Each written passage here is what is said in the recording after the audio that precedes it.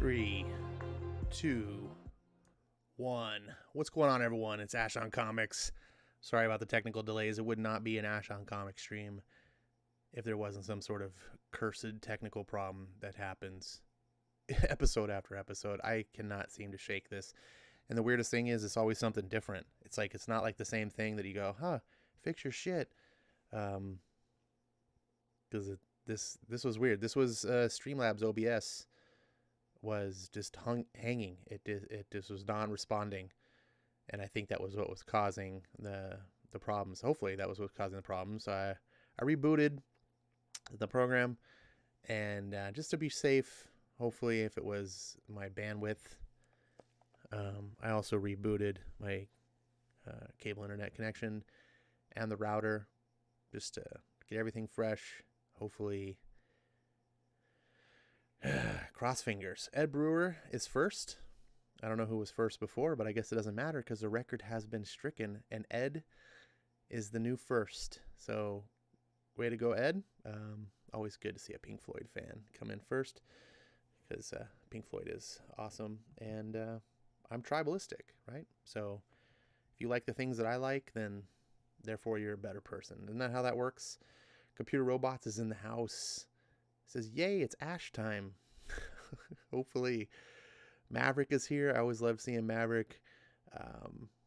Comics Quirks, a.k.a. Jimmy, says, Asa dudes. I can't even understand the kids these days. Computer Robots, already mentioned. FF2 says, hello, everyone. Skip is here. Yo. Dragon Majesty, it looks better. I have music now. Yay. By the way, please, guys, if you're ever experiencing anything going on weird, put it in the chat, please. Keep in mind, you're about an 8-second delay, so the longer it takes for you guys to mention something, the longer it's going to take for me to notice it. I do run...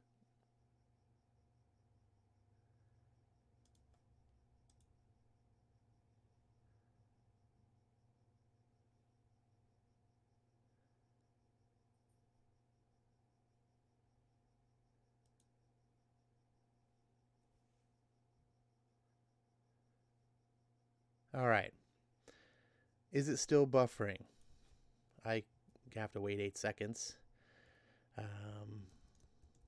But I'm just going to continue talking because I can't tell. Still buffering. All right. I got my iPad. I can hear it. So what I was trying to say is I run the stream concurrently. God, this is just a shitty stream right off the bat.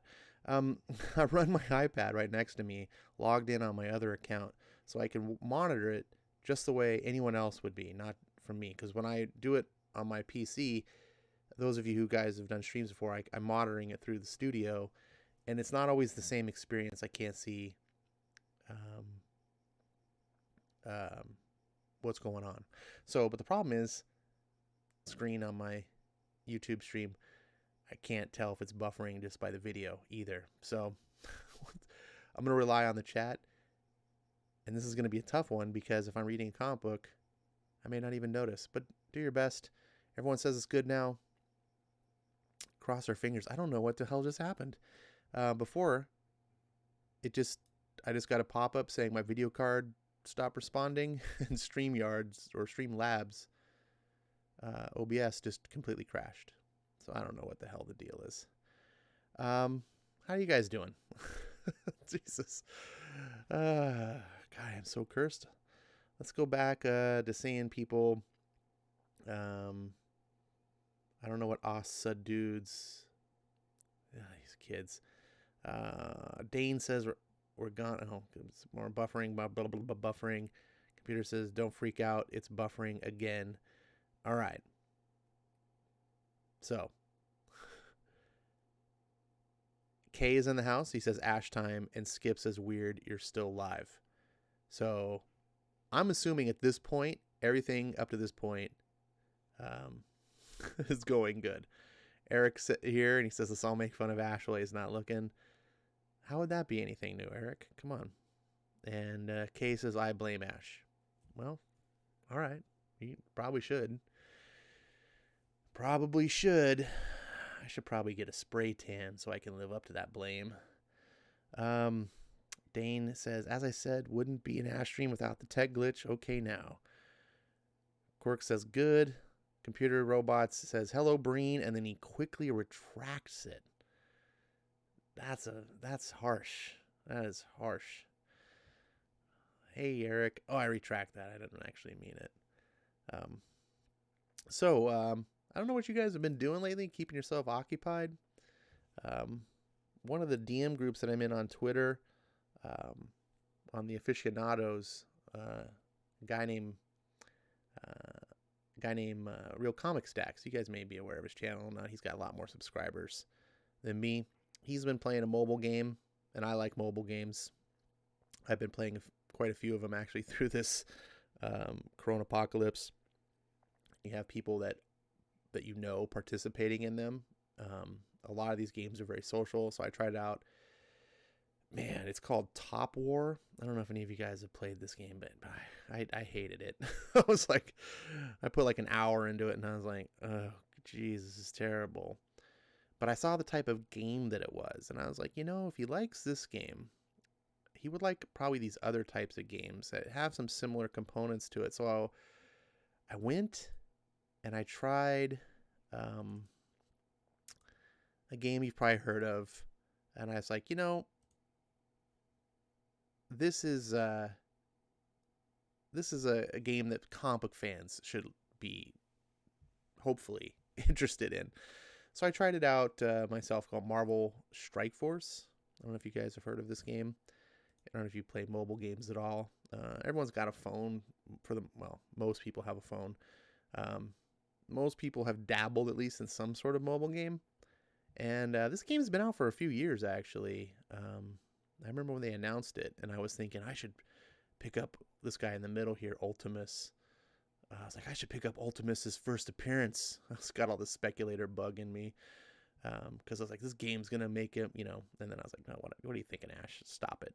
Just stop it. And sure enough, I don't think Ultimus's first appearance has moved anywhere. But I play another game that's similar. I don't know if you're into mobile games at all, you probably know that many of them follow a certain design aspect, and like it's the most copied industry I've ever seen. Like all these games are so many carbon copies of one another, and I blame it on China, because most of these games are designed in China, and China doesn't have the copyright laws and stuff that we do, so they just pretty much rip off other people. And then they find out what works, like Clash of Clans. Like there's a million games that are just a reskin of Clash of Clans. Any popular game that's out there, Candy Crush, I'm sure you guys might have heard of Candy Crush, or Angry Birds. Those are the popular version of that game, but then there's like 20 other games that basically have the exact same mechanics with a different coat of paint. Marvel Strike Force is no different. I don't know which is the original popular game that's like this. I know the biggest one I'm aware of is called Raid Shadow Legends. If you watch YouTube, you probably know about it because the freaking ads for that game are all over the place. But this is just a Marvel version of it, where you collect characters and you battle other characters. And it's sort of a turn-based sort of Japanese RPG style, and you just have little abilities, and you try to use your tactics to like just fight, and you just level up your characters and you collect new characters. And the fun of the game really is in the progression, in my aspect, not the actual gameplay. It's the collecting of the characters that you like and then leveling them up. There's another game that's of this type that I play, but it's like spaceships. And I that's my favorite of all these types of games, because it just the way that it plays, and you can find the ships that you like that are the coolest looking designs, and they have some ships are good at repairing other ships, and some good ships are good at doing damage, some ships are good at taking damage. And so designing your little fleet, you can have 4 ships in your fleet, designing it to be the most effective and have them complement each other. And then you just do various little missions, and you can battle other people's ships, and and you can collect parts, so you can find parts to like soup up your ships and make them better. Anyways, this is all kind of the same thing, except here you find gear. I can see Hulk here, and you'll find different DNA things and mumbo jumbo that just ramps up their power levels and makes them better. Anyways, I've spoken a ton of this, and I play it, so I'm not really addicted to it, but I like superheroes.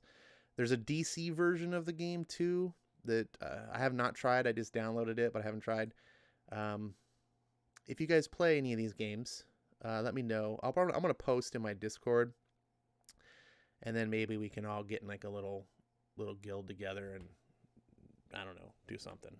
it's a Corona apocalypse. You got to find something to do. All right, let's go back to the chat. It says hashtag get the spray tan. Dane says, let's make fun of Ash while he is looking. Oh man, silver server tonight, awesome. FF2, yep. Computer robots, I said Breen and then I saw my mistake and then I retracted when I corrected myself saying Breen. Oh, you guys are on fire tonight. It's nice. I really look forward to doing these streams because it's like the only time I get to laugh and kind of have fun. It's really sad. I've watched 60 episodes of Bosch in the last week. Jeez, Eric. All right. Good to have you with us, buddy. Always good to see Eric in the house. Lord says, I'm back. Dane says, I spent the last 5 days reading Birthright. I finished 42 this afternoon. Started on Once and Future tonight. Wow. Dane. Go. You go. Go. Damn. I need to have Dane on the channel and have a whole Birthright discussion stream. That'd be fun. FF2 says, I've been reading Daredevil Born Again. I loving the book so far. Fantastic. That is the book now that I've decided to measure someone's taste in comics, whether you like that book or not. That is one of my favorite comics of all time. I think it's a masterpiece. Frank Miller, Dave Mazzucchelli, writing the definitive Daredevil story. Man, when you get to the scene, that's the line, and he has the voice that could command a god and does. Man, remember when you get to that scene, come back to me, FF. I want to hear what you thought and how that scene played out for you. Maverick says, I mostly played Marvel Future Fight. Now, that's another game I tried. There's a bunch of Marvel games. Go figure.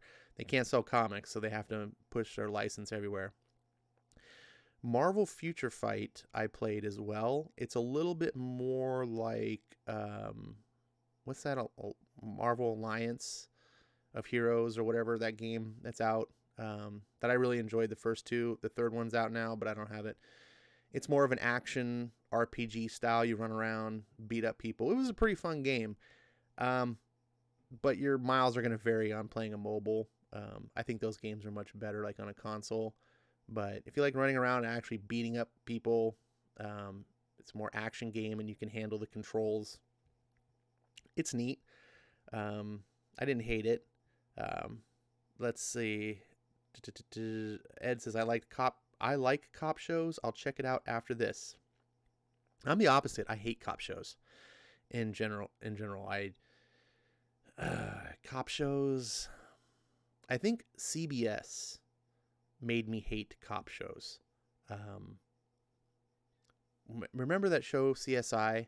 This little show that, I'm sure you guys have heard of, CSI. There's only been like a million spin-offs of it. Like I used to make fun of CBS. I called them the CSI network because every single show on their network at one point, and they've gone away with this a little bit lately, but at one point it was like every show on their network was either a CSI show or was some derivative of CSI. Like they had this show Shark for a while that I actually watched. It was a lawyer show, and it was a pretty neat little show. And it had its run, but it was essentially CSI with lawyers. And then they have Bones, which I thought was like, oh, it's CSI, but like with bones. And then they had Numbers with CSI, but math. All of it was like the same formula, crime scene investigation formula that the episode would always come full circle. So it just like wherever it started off, by the end of the episode, you just come back to the beginning and be like, okay, it's all tied up in a neat little bun. And I don't think there's necessarily anything inherently wrong with those shows, but they were just so derivative and just so repetitive and formulaic. And I was like, after a decade of this, I was like, I am so done with these cop shows. But back in the mid 2000s, I think I discovered a show called The Shield. And I don't know if anyone has seen The Shield, but that's one of my favorite shows of all time. It is the best show, easily the best cop show that I've ever seen. I highly, highly recommend. It's 7 seasons. It was on FX. It's got it's a little violent, little sex, because, it was a cable show. It wasn't a network television. So there is a few hard to watch scenes. Not every episode is rated R, but there are some episodes where you're just like, ooh, can't believe they showed that on television. But man, is it a good show. And it 7 seasons and it ends. Like, it's one of those shows that actually got to end on its own terms, not just be like, oh, we're not renewing it, so it's over. Like, it actually has a final episode, and you're just like, damn. Check out Shield, and then tell me how awesome it was. Let's see. Dane says, I love Justified. I try to get into Justified because one of the main characters, the main villain guy, was from Shield, and I love his character, and I like that actor. And then the main character was from another show that I like, Deadwood, which I talk about shows getting canceled before their time. So pissed off at HBO still. So pissed off that they canceled Deadwood. Like, they had the showrunner of Deadwood had a 4-year story plan, like, that he was going to do. And they gave, after the 3rd season, they didn't renew it. And so that 3rd season ends with this big cliffhanger leading into the final stretch, which was going to be the 4th season. And you never get to see it because HBO was like, we pulled the plug. You couldn't give it one more season, HBO, you bastards. Anyways, Timothy Olyphant was fantastic in that show. And then, yeah, so I tried to get in Justified. I just never could. I've been meaning to go back, and because I only watched like the first 2 episodes and it just didn't hook me. So I think I need to just put more effort into it. And then Eric says, I watched 12 episodes of Justified today. Well, Eric, if you can watch me, you can watch anything. So I'm sure I numbed you to that. I'm sure Justified seems super entertaining compared to me. I got to skip down. I'm never going to catch up with you. You guys are really talkative tonight. I appreciate that. Only thing worse than a dirty hippie is a filthy gamer. Me to my gamer buds. Let's see. Ed says maybe 1 classic server and 1 current. Compare the 2. That's an idea. Without access to live streaming, I've taken to binge watching. Well, dude, live streaming.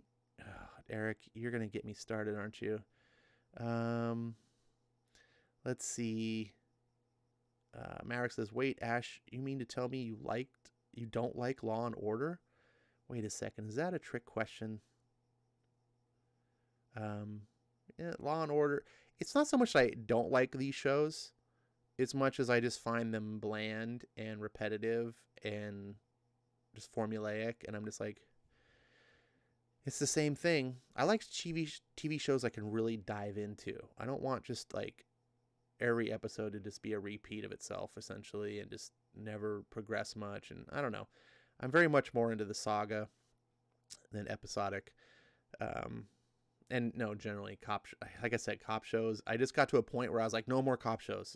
I'm so fatigued out of them. And then, like I said, The Shield was the only one that broke that barrier where I was like, oh, holy crap, this is amazing. CBS constantly broadcasting shit. Nice. Ed says, I finished Benaik and Criminal Intent, working on Columbo. We'll check out Bosch. I see. None of you want to check out Shield? I see how it is. I see. Don't forget NCIS and its 2 spinoffs, or are they not CBS? No. NCIS is NCIS is CSI Navy. Remember, every show was a CSI something. And I just feel like showrunners at CBS were like, like there was a time, if you remember, in the 80s after Die Hard kind of revolutionized the action movie. Every action movie that came out after, what was it, 1986? Every action movie was like Die Hard this. Like Steven Seagal made, what was it, Under Siege? And it was like Die Hard on a battleship, and like then Keanu Reeves is like, I'll hold my beer. We're going to do Die Hard on a bus. Like it was Die Hard on something. Like there was the formula. And I feel like CSI is like, we got a new show. It's going to be CSI, but with math. We got this guy and he's a whiz with numbers. We'll call it numbers. Let's see. Ed says Shield was good. That's it. Just good. FF2 says, should I watch Dirty Harry on Netflix? Maybe. Depends. Dirty Harry is good, but I was just talking about Die Hard. Die Hard revolutionized, well, actually, Aliens revolutionized action films, but Die Hard gets all the credit, which came out 2 years later. But with Aliens, Aliens was the first, what at the time was called the super action movie. And then Die Hard kind of made it for the everyman because Aliens was sci-fi, and sci-fi just always is loped in with weirdos. No one gives anything, credit to sci-fi. So, but the pacing of the film, if you ever watch any film before 1984 when Aliens came out and changed, and then afterwards, after 1986 with Die Hard, anyways, the pacing is really different. And for people who grew up in the post Die Hard era, it's very, very difficult to go back previous to that and see like how films are done. Dirty Harry feels so slow and like tedious comparatively.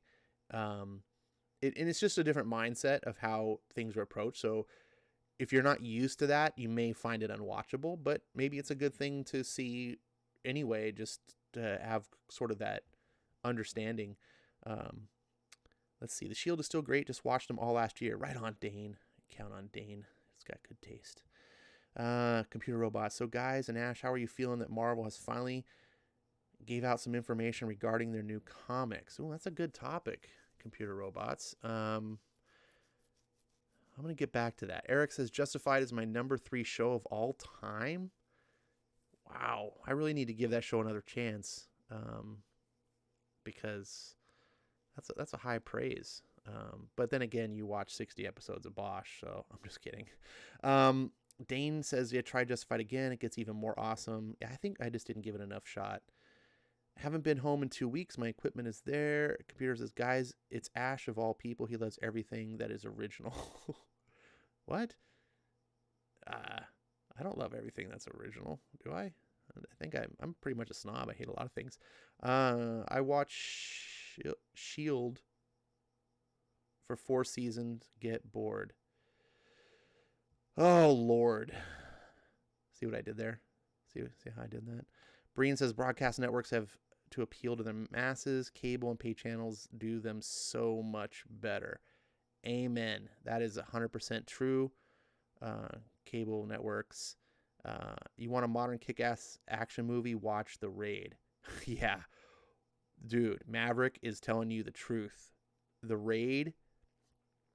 Dude. Okay, now The Raid is something new. The Raid is a foreign film, really. And it's... I don't even know if I really count it because it's not Hollywood.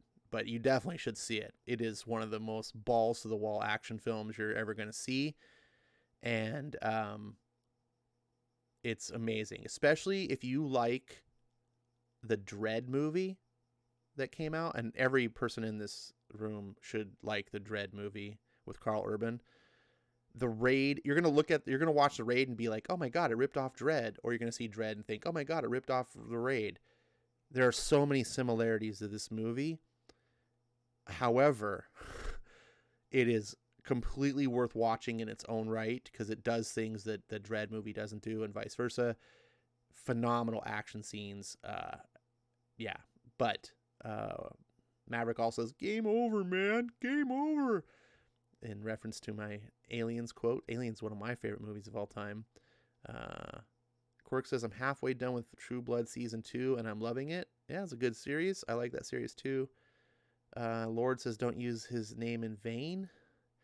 Since we're going to be locked down forever, I'm going to bang out the Shield soon." Good, Eric. The Shield. Yeah.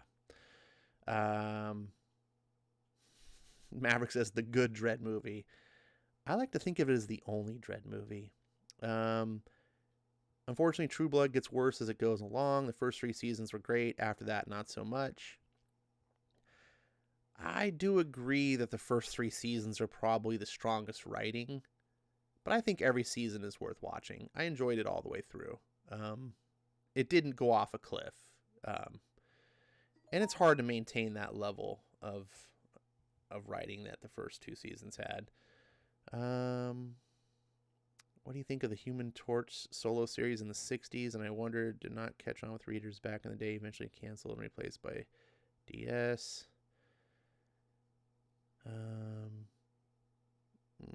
Comic Cork says, "Oh man, I'm not sure what to think." Jimmy, you shouldn't care what he's saying. You tend to like things that the rest of us don't, and dislike things that the rest of us do. So if Eric says that about the show, it'll probably have no bearing on your enjoyment. Like I said, it's worth watching the whole way through. So going back real quick before we get on to the comic that I want to read, which I haven't even found out what I'm going to read tonight, about Marvel Comics. So I'm going to do that after the comic book because I'm going to get in the weeds too long, and we need to find a comic to read. And I don't have a book before Silver Surfer to do that I've I mean, I have lots of books, but I haven't decided what I want to do. So I need to get that out and going.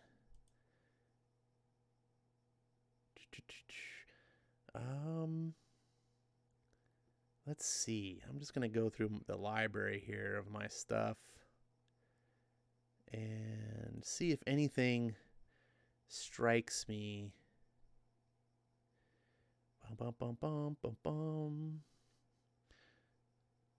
Bum, bum, bum. Listen to the chat. Read Black Monday Murders. Not on this thing.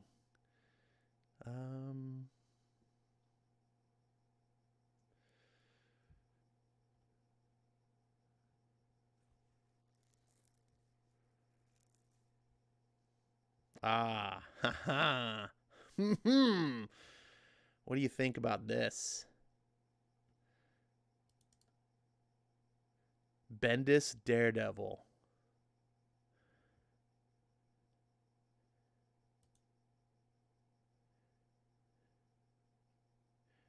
This is an impulsive choice.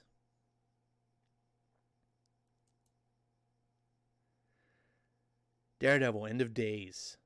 Book 1, or part 1 of 8, I guess. Written by Brian Michael Bendis and David Mack. Pencils by Klaus Janson, famous Daredevil artist. And Bill Sienkiewicz did finished art and paintings, whatever that's all about.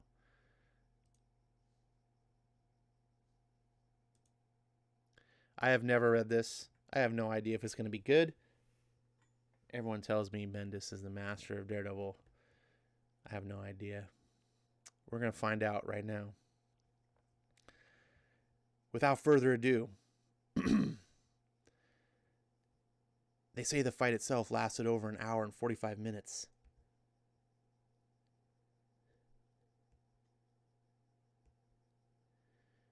Watching the footage, the most amazing thing is that just about when you think Matt's done fighting, he gets up. Spark.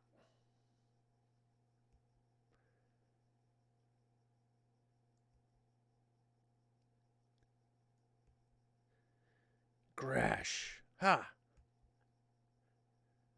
Crack.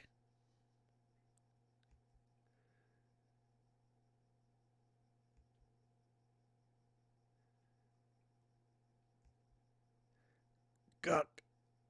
Fatunk. Crack. And this is it. You let me know if they think costumes are funny where you're going. I'm really gonna miss you. I really am. My poem.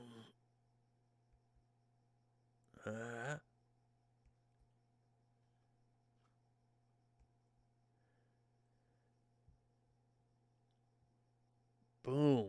That's violent.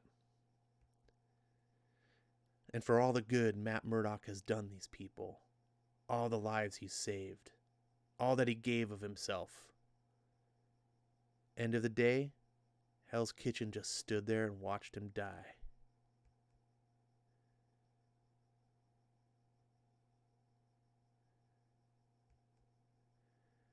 My name's Ben Urich, and I was an investigative reporter for the Daily Bugle. But as of Friday, there is no Daily Bugle, and there is no me reporting for it. Who am I talking to exactly? I'm talking to myself. I should be writing. When I get like this, I should write. But at this point in my career, I have bigger readership talking to myself.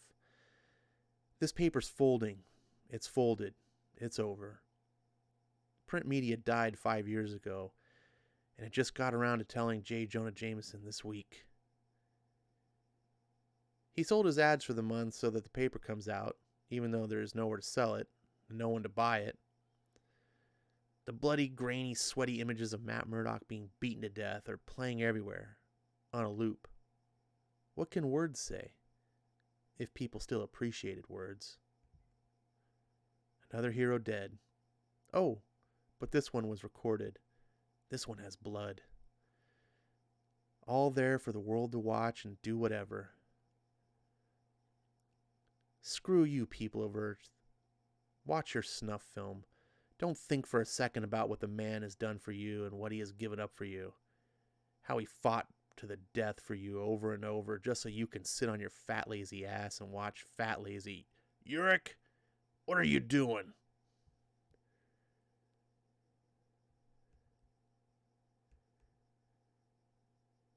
Waiting out the clock. Wait a second. Why is Ben Urich whitewashed? Oh, wait. That's because they blackwashed him for the movies. I forgot.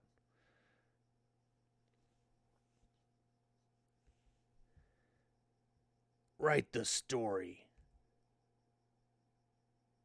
Why? Because no one else is gonna. There's no story. The bad guy won. I'm gonna slap you.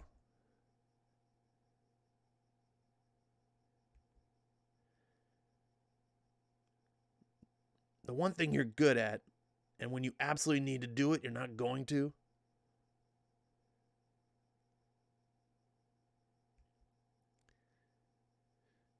I don't need to report this. I don't need to write it. I know what they're going to say. What who's gonna say? I've covered everything that has ever happened to the city. The Kree Skrull War, available free on Comixology, by the way, right now. The Avengers disassembling. The House of M. The Civil War. Xavier's Rebellion. The Baxter Building murders. I've covered every story, and I know exactly what these horrible people are going to say.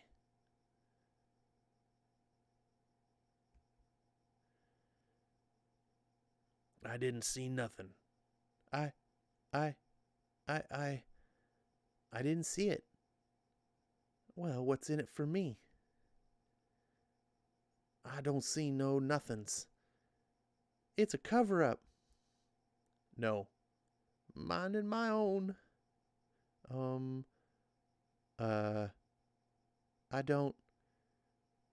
didn't see. How much you paying? Come on, man. Come on. Um, got my own problems. I dated him once, minding my own business. Is there a reward? Because if there is, I'll tell you anything you need to hear. I'm innocent. Is this a trick question?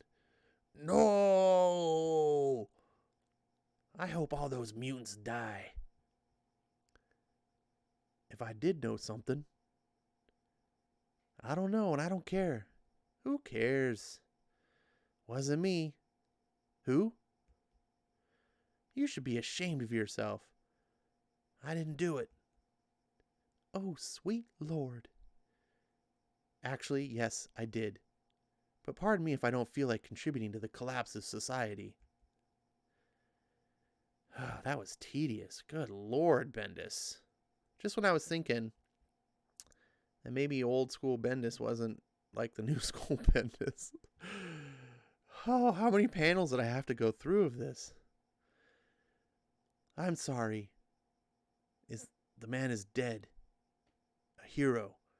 My idiot wife stood on the fire escape in our apartment and recorded it. But the hell if I'm going to contribute to the collapse of society by giving it to the media so everyone can pick the bones some more. They should declare a national holiday to him. They should make kids read about him in school. Instead, here comes the never-ending sewage parade. It's actually a pleasure to meet you. My name is Ben Urich. Ben Urich? From what's left of the Daily Bugle? Yeah, I'm a big fan. Really? Alright, time out for a second. Time out. How many of you, raise your hands in the audience, if you know the name of one single writer of your local newspaper, or of any time of your local newspaper you knew the name of a column writer, that you were just like, oh my God, you write. This is like a trope of like the 50s? Sorry, to continue. You're a great writer. You're a powerful writer. Thanks. No, really. I wrote you a letter after that piece you wrote. Wow, this is years ago about Spider-Man and that thing. Yeah? Well, it's an honor to meet you. Jeez, laying on thick. So, what do you think it means? What? The word. He says a word. Who does?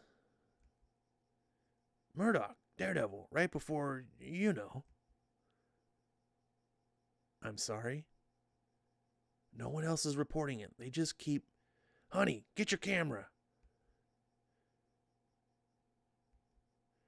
Wow, what's going on? You selling it? Get back inside. I'm embarrassed I watched it, but I didn't believe her story. It's hard to watch, and it's really hard to hear. You gotta listen. Crack, crunch.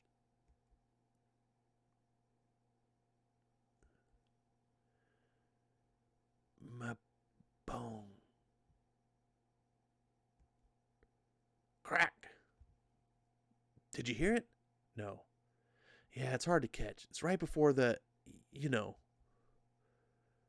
My poem. My poem? What is that? I don't know. You knew him, though, right? You were friends. A long time ago. Huh. I always got the sense you were friends. My poem. Is that Bullseye's real name? No. What does it mean? Maybe it's his sled.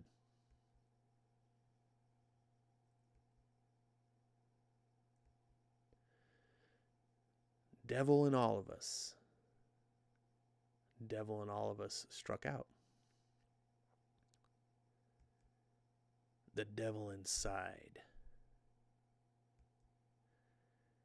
The devil of hell's... No, stop.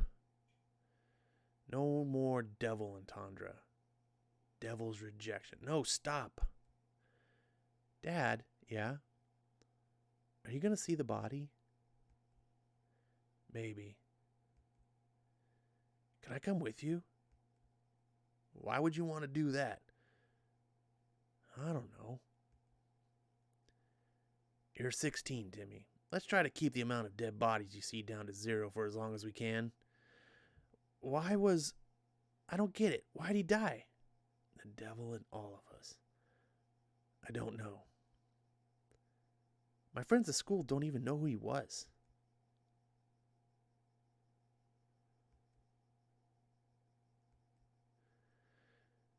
I first found out that Matt Murdock was Daredevil when I was investigating it. Start again. This is not about you. This is about him. Facts. When Matthew Murdock was 10 years old, he was struck blind. He threw himself in front of a speeding truck to save an old man's life. Matt was struck in the face by nuclear waste that was illegally being transported through the city. That waste fell down a sewer drain. Some turtles. No, wait, hold on. Wrong story.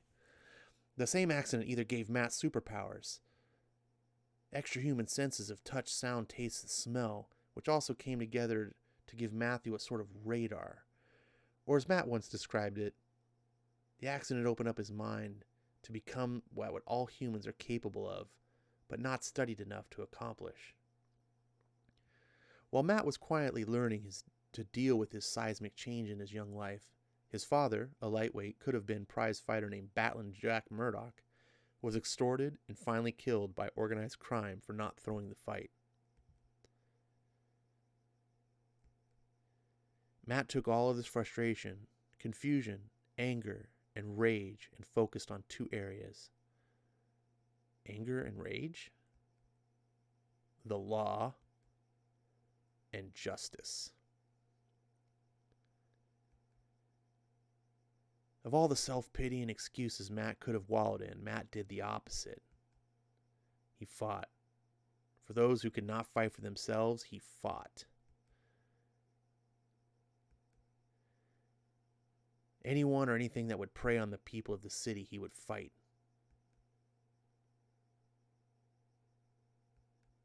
He was always there. Not as a vigilante. That is a mistake as a casual observer would make of Daredevil. A vigilante uses any weapon possible to make his point. A gun, a knife, a bomb. Anyone could go into the room and blow away those who don't agree with him. Blow away, put down, exterminate. But Matt, with just a costume and a stick, stood in between us and those who would hurt us. This is not a vigilante. This is a soldier? A warrior. But of all the colorful characters that challenged Matt and his ideals,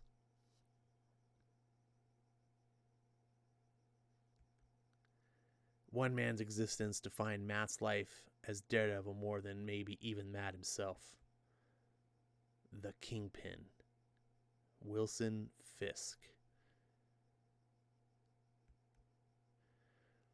The uncontested, undisputed kingpin of crime, the capo de capo of the tri-state area, the point to which all hell in the city floated up to. For years, Fisk lived by the philosophy that Daredevil needed a kingpin to be Daredevil, that they were the flip side of the same card, or a coin. And for years, on some level, it looked like he was right. A balance was struck between them that seemed to signify how their relationship would always be. A good guy and a bad guy. Except one rainy night in Hell's Kitchen when Matt Murdock, a beaten man, outed by the press again, disgraced and done, proved Fisk's theory wrong. This, by the way, is a reference to Born Again, right here. The greatest Daredevil story ever told.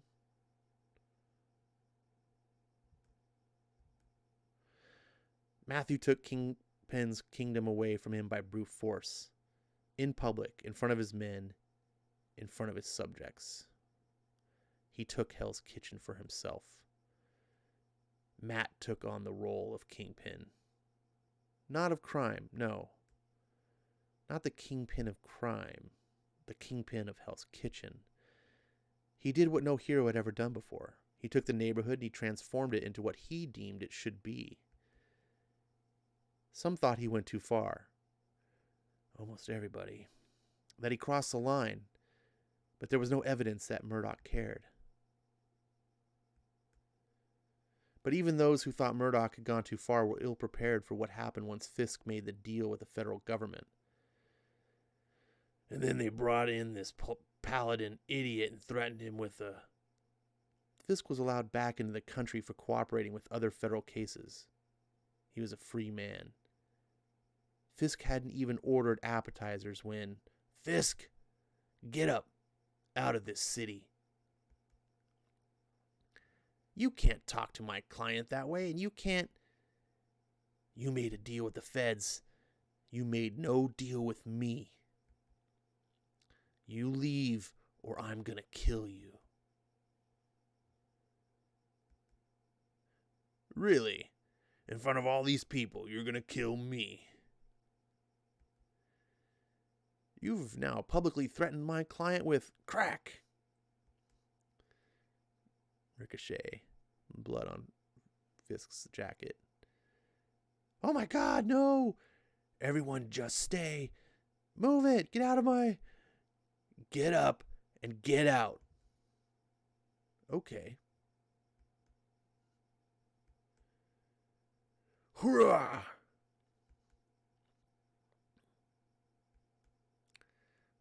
Crash!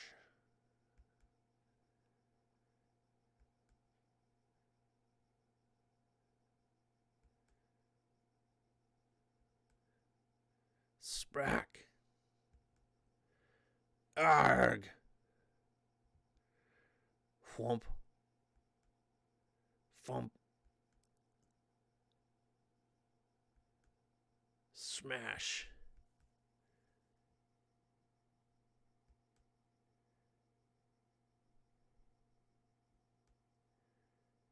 Pumph. Huh. Crack. Crack. Crack. Crack. Glump.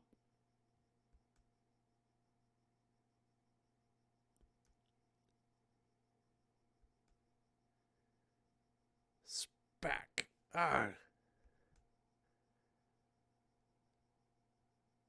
Clack. Spoon. Fisk is choking Daredevil.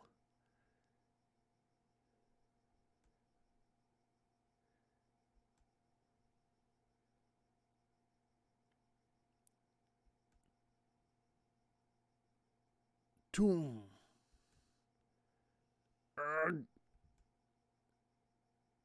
Toom. Toom. Arr.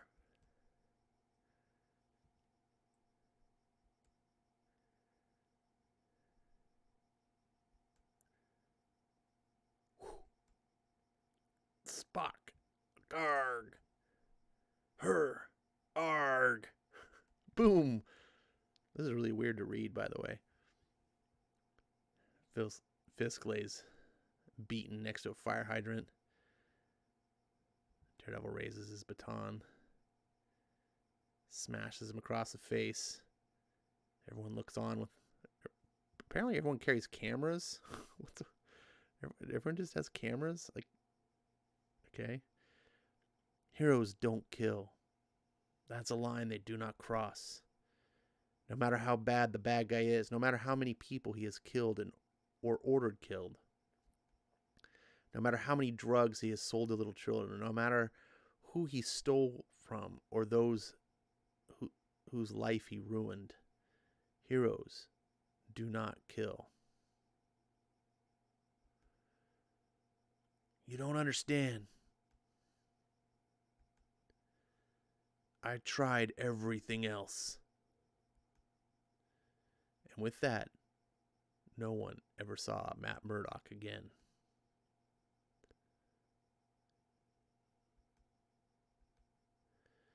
Until this week, when he was murdered on the street of the city. His legacy to the other heroes seemed to be that the don't kill the bad guy rule was true. Matt Murdock was the example. But that was years ago, and those who remember him thought he left the country or killed himself. No, that's what you thought. No one had seen or heard from him, and most had forgotten. No, you haven't seen or heard from him. But those who saw Matt murder the Kingpin knew that. Tell your readers that Matt was probably your best friend, even though you were clearly not his best friend, and the Kingpin was right. Matt did need a Kingpin to be Daredevil. Without him, he was... Why are you typing? You have no story. Matt left the world with 1,000 questions, and you're supposed to answer them. No one else, you. Who he turned his back on, who he cut out from his life. Stop it. He didn't cut you out. He let you go. When he was outed by the press, you might have had to risk your family and career defending him. He cut you off as an act of friendship, and it's taken you to just now realize this. Even though this is exactly what he told you when he did it. He was your friend. He was. And now he's dead, and no one knows why. Go. Get out there and find the story. Answer the questions. Why did Matt kill the Kingpin? Why did Matt leave New York? Where did he go? How did Bullseye find him? What did Matt say with his dying breath? What did it mean? Daredevil is dead. Kingpin is dead. Damn you, Matt. Fine. I'll tell your story.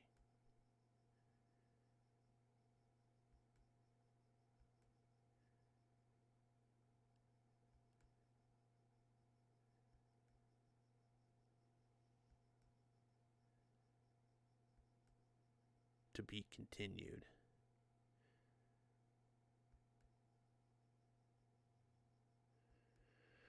Whew. Oh, man. Sorry. I feel like I ran a marathon there. I gotta get a drink.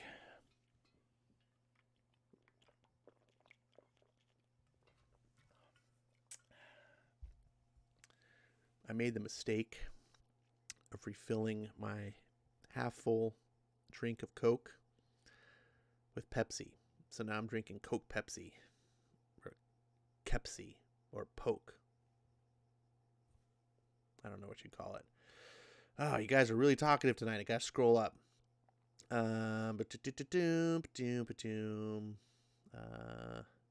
did I leave off? Man, I can't read all this. We'll be here all night. All right, talking some about American flag.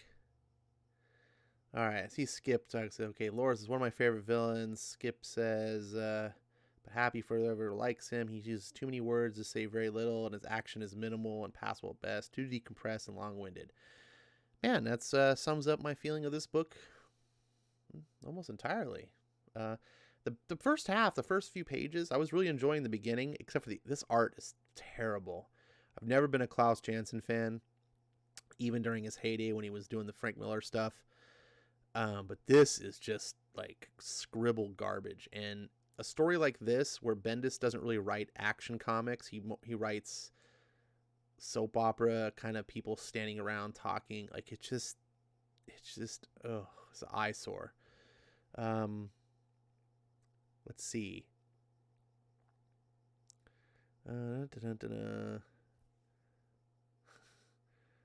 Skip says, I'm already a bored again Bendisian. Oh, man. Let's see. And then some Bendis apologists saying, but you got to read the Miles Morales. That's the good stuff. There's all... Yeah. Let's see. Skip says, might be a Bendis book I like the most too. Not a big Miles Morales fan either. Skip's... Jeremy says, Skip, as a white man, let me tell you why you're wrong. Yeah. That sounds like a smart thing to do there, Jimmy. Let's see. Bendis will go down as one of the best writers ever. Fact. No, Jim. No, we won't. No, he won't.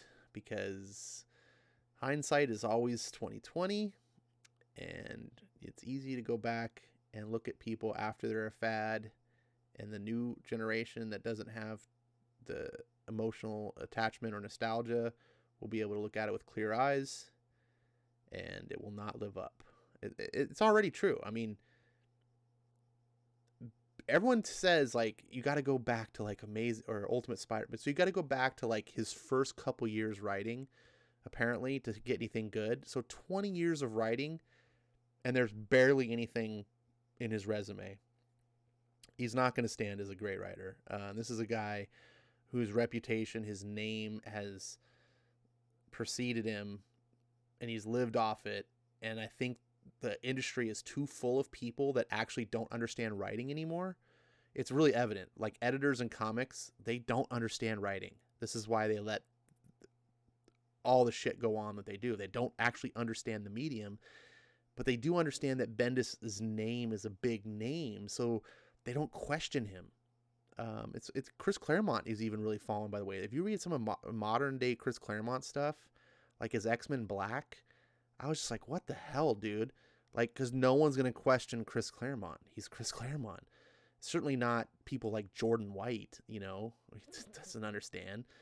No one's going to question Brian Michael Bendis. Who's going to question him, right?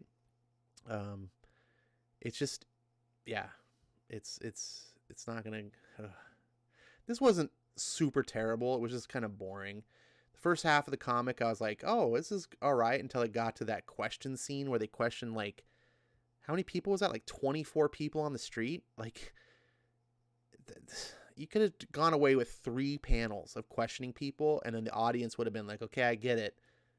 The people say these things. Nope. 2 full pages. It's like nonsense. Overindulgent. Let's see. Jimmy, you're the guy who will never be as close to Ash as you are. I don't know what he means there. I thought the destruction of the Ultimate Universe had brought Miles in 616 continuity. Who knows? Marvel just wanted... They just wanted Miles. They wanted Black Spider-Man. So they just found any way out of pull it out of their ass that Miles would be in there. Let's see. Dun, dun, dun, dun. Let's see. All right, down to the last comment here. Skip says Bendis definitely has written tons of comics. I think that part of his problem is these days too. Write many titles one time. Writing a lot of comics doesn't mean anything. You know who else writes a lot of comics? Dan Slott. Like, it doesn't... The industry is dominated by people who don't know what they're doing. The good writers go on to other things. It's like there are a few writers who have a love of the industry, a true passion, I believe, of the industry, and they are the hope, I think, for comics. This is why I kind of latch a little bit on to Donny Cates, because I don't know the guy personally, but when I read like he wrote like essentially like open letters to the fans or anything like that, he writes these things and I can sense that his true like passion for comics. And I urge anyone to, if you read Silver Surfer Black, Donny Cates wrote this letter at the end of that book, the first issue, about why he did Silver Surfer Black and how he started off writing it in the airport and what it meant to him. And he talked about his first meeting Stan Lee as a kid at Comic-Con. Heart-touching stuff. I think people like Scott Snyder, I always get these names mixed up. Scott Snyder, also genuine love of the medium, will always be trying to write comics. But money talks and people walk. Jeff Johns has a love for the medium. He still writes comics even though he's got his own film writing company. Eric Breen says Vita Ayala writes 5 books a month. Yeah, these people are garbage. They don't know how to write. The medium is full of it, And the thing is, it's like the old days on CBS when you could turn on and every show is a CSI clone, and they were just mediocre, repetitive, formulaic stuff. Nothing had to be good because in comparison, it was all fine to each other. There was no competition. It just, here it is. This is what you come to expect on network television. So it all seems fine and good. And then till you go watch something really amazing like The Shield on FX, or go watch The Wire on HBO. And you go and you go, oh, this is what real writing is. This is what real production is. Like it really makes it apparent. I didn't actually read this to make fun of Bendis. I was actually hoping this was going to be a good book. I just thought this was extraordinarily mediocre. Maybe it can develop into something. This is 8 issues. But I way too decompressed. Way, like, inexcusably decompressed. Like, nothing happens, and then the action scenes that are there, it's just was like tiresome. It was just shots of people getting punched, but I didn't feel when you write an action scene, and those of you guys who are in the audience and that are fans, not just of comics, but maybe like action movies, like someone before who was the one that mentioned The Raid. A fight is a story in and of itself. Every fight should be a story when you write a fight, right? It shouldn't just be random punches and kicks and so forth.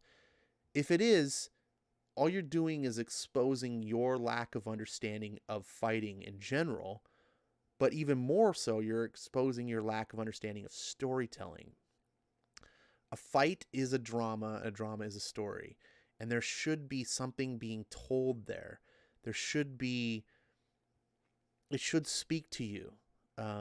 And this, you could clearly tell Bendis did not understand that. It was just, I need some pages of Matt getting beat up. Now I need some scenes of Matt and the Kingpin just slugging each other. And there was no, it was just chaotic. It was random. It felt senseless. And yeah, and since I was bored. This is the same problem that I had with Superman, the Man of Steel, the movie by Zack Snyder. Man of Steel, that fight, which was visually impressive with Zod and Superman, visually impressive. It goes on for so long, and it ceases to become a story and just becomes an excuse to watch people get smashed through buildings. So you can go, wow, that's so cool. And it certainly is a spectacle.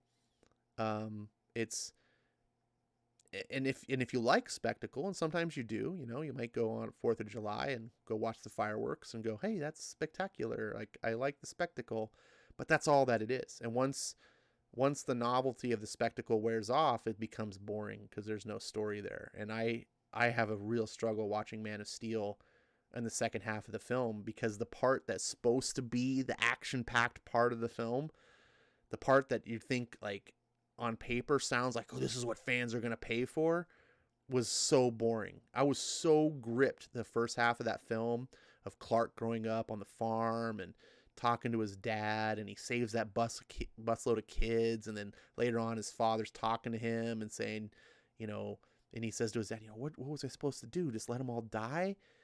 And Pa Kent's just like, I don't know, maybe.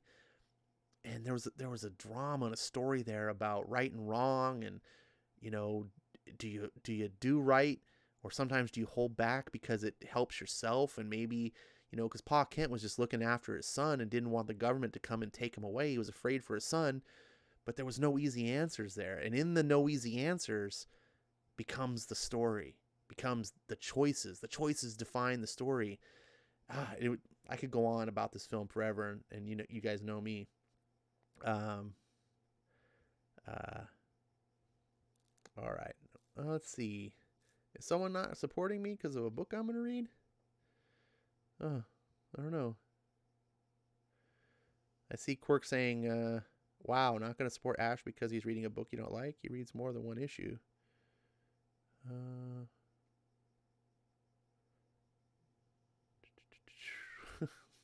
Oh, it's because Dane made a comment. If you read 8 issues of this, I'll see you in 2 months.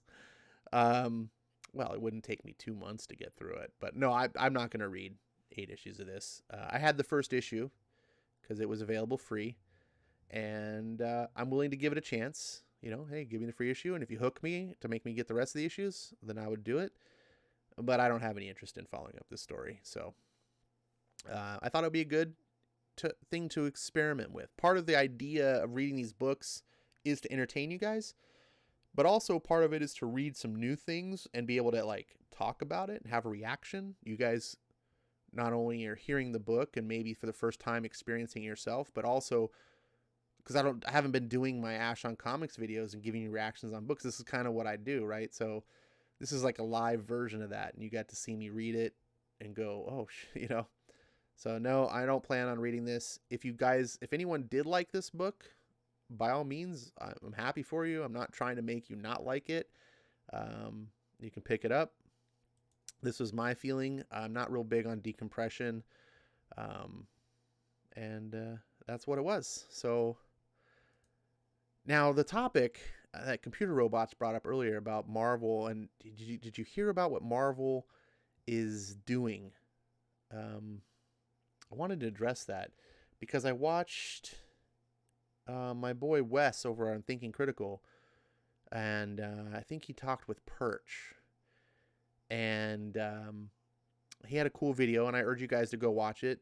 Wes has always got really good analysis and news stuff, but I didn't fully agree with their takes on it.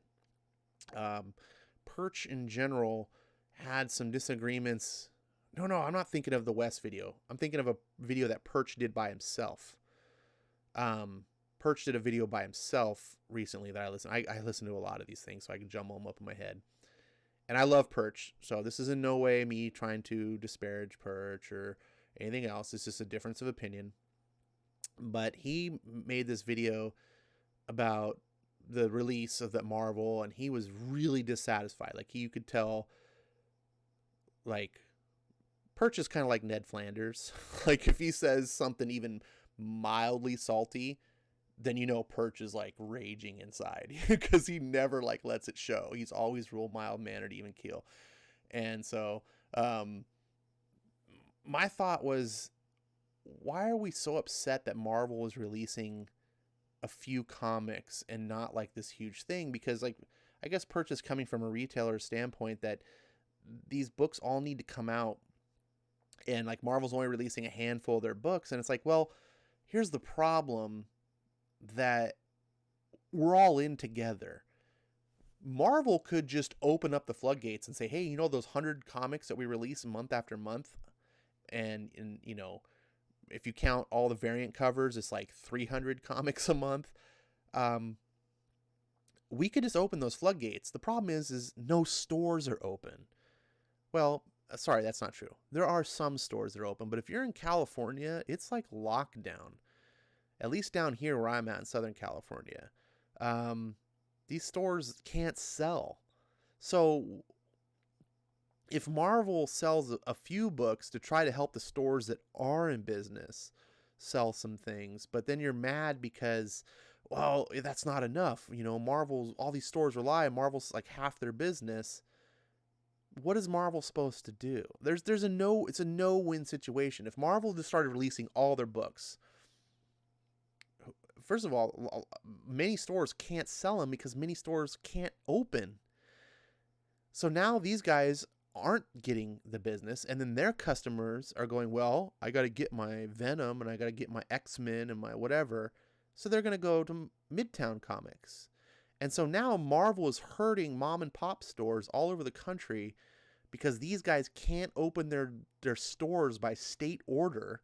Imagine you're a store in Michigan where like you're not even allowed to go to your other, if you have a secondary home, you're not even allowed to travel to it. You're not even allowed to travel between your homes in this totalitarian lockdown. how are you going to go to the comic book store? And but then imagine you live in Michigan, but you're someone who goes, well, I'm not affected. I'm an essential worker. Maybe I work for the state, so I keep getting paychecks anyway. I'm not hurt. I still want my comics. So if mom and pop store is closed, I'll just order these issues from Midtown Comics. It's not a good situation. I think there's no one's winning. I think DC selling digitally is kind of the best possible middle ground that you can do, because it's not letting any one shop have an advantage over another shop. And I think collectors still want the physical books. So if the books come out digitally, well, that doesn't do anything for the collectors. And the collectors are still going to either pick them up physically, or they're not going to pick them up at all. And then when the stores open, DC can just give them the physical books and the stores can sell those. I have a problem with Marvel keeping quiet on the subject and not communicating their plan. I think that's a huge mistake. But this idea that Marvel's not releasing enough of their books, like they're releasing Spider-Man, but they're not releasing X-Men. Why does that matter? Why? Because yes, there are some stores that can sell the books and they need those books to make some money, but then there's other stores that can't sell the books. And you're just hurting them further by pushing their client base out the window. And so I don't propose to have the answer to this story at all. I mean, actually, I do have the answer. The answer is government, get the fuck out of the way and recognize that we have inalienable rights and you're infringing upon them. You don't have the right to lock us in our homes. Sorry. I don't care if it's a freaking emergency. I don't care if there's a pandemic. And it's not that I want people to die. Everyone has the free choice to lock themselves in their homes and quarantine away from society and not catch the coronavirus if they so choose. But if I want to go to, say, my church with other voluntary people who go to church also, and we're okay as grown adults saying we might get the coronavirus from one another, that's our choice. Well, Ash, you might spread it to someone else. Who would I spread it to? The person that's locked in their home that I had no meeting with? No, I would only be spreading it to other people who voluntarily interacted in society. I'm sure you guys are, aware of the situation. I'm not trying to turn my show into a political rant, but for the comics point, there's just no answer. The only answer is we need to open up the economy and let people go buy and sell again. So that's my answer to the topic. Maverick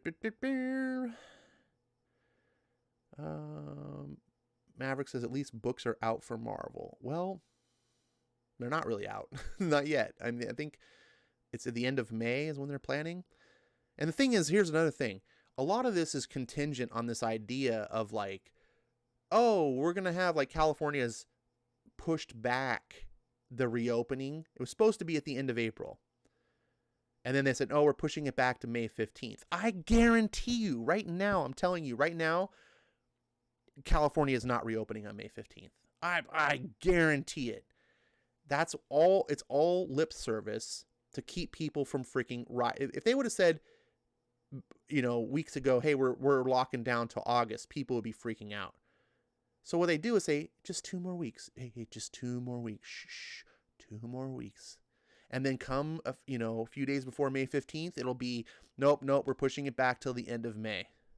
And then come towards the end of May, it'll be like, nope, we're pushing it back through June. Or what? They will keep pushing it back indefinitely. Because already the statistics are coming out. I shared this on social media. These doctors that showed these statistics about the death rate, because they're getting the new death rates with all this new testing and stuff, and now they can test the antigens in people's bloods. So right now, the current understanding is that there are like millions of people in California have already been infected, and so the mortality rate based on these new test results and understanding is down to 0.03%. And I don't have the numbers off the top of my head, but I believe 0.03% is about or less than flu levels. So if a mortality rate of this is actually less than the flu, but we're still keeping everyone locked in their homes, makes you wonder. I don't see a way out of it. It's gonna take some serious. I can't even talk about it. I'm sure YouTube will just remove my video. Doug Johnson's in the house, says, "Preach it, Ash." Thank you, buddy. Let's see. Dane Barrett says, her Governor Pritzker in Illinois. Oh, and Governor Pritzker from Illinois.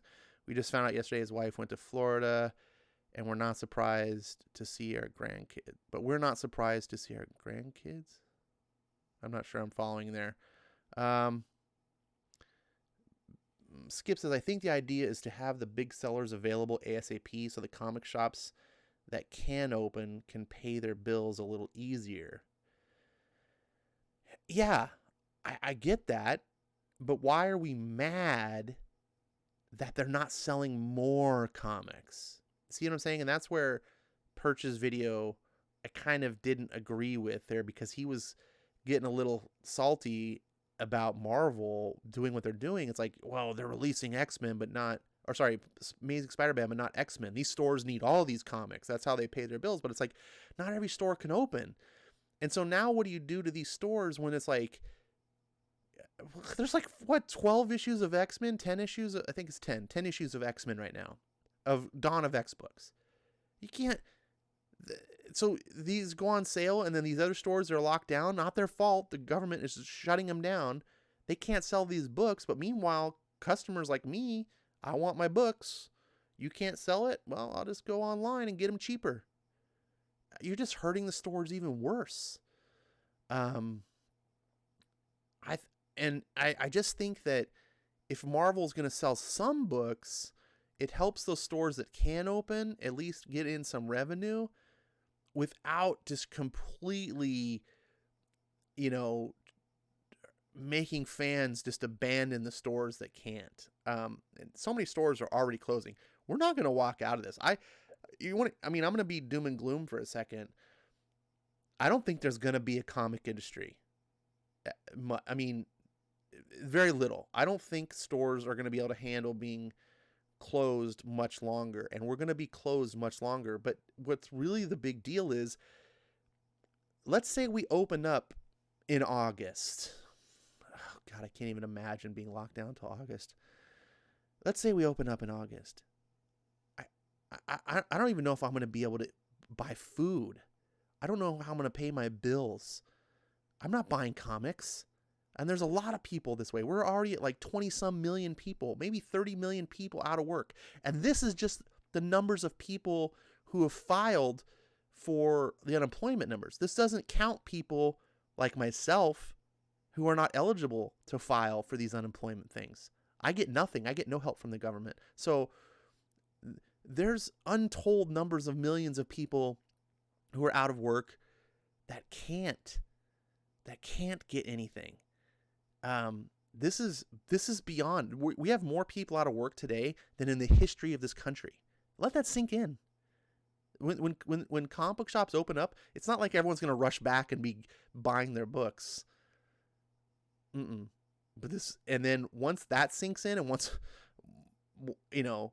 it's a domino effect. But I don't want to, I get the floodgates open, and that's what happens.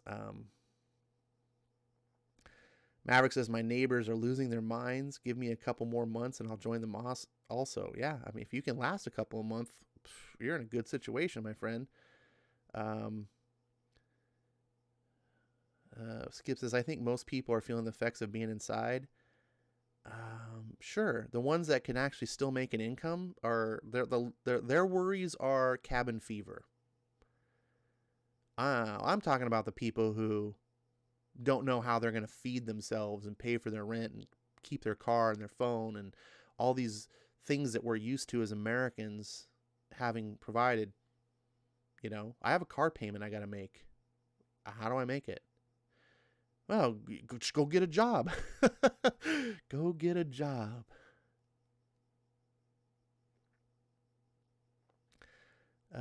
Remember, this isn't just the U.S. at all. This is happening around the world. Yeah, this is happening around the world. But I'm not Italian, right? Like I feel for them, but that's their country. Like that's the situation they made. This is my country. The U.S. is my country, and I have a right to not be told that I can't leave my house. I have a right to be able to, you know, be able to drive somewhere if I need to. Yeah. So I don't mind, actually. I'm a homebody. I do have cabin fever, and it drives me a little, even more than normal, but I can make do. I don't like the idea that, you know, we're not allowed to go buy things. We can't get food. And, now they're shutting down food plants. I don't know if you guys heard about, I think like was it Tyson? One of the big major food plants in America found like every single person in the plant had coronavirus. So they shut down the plants. And that's just going to get bigger. And then, so what happens when the food stops shipping?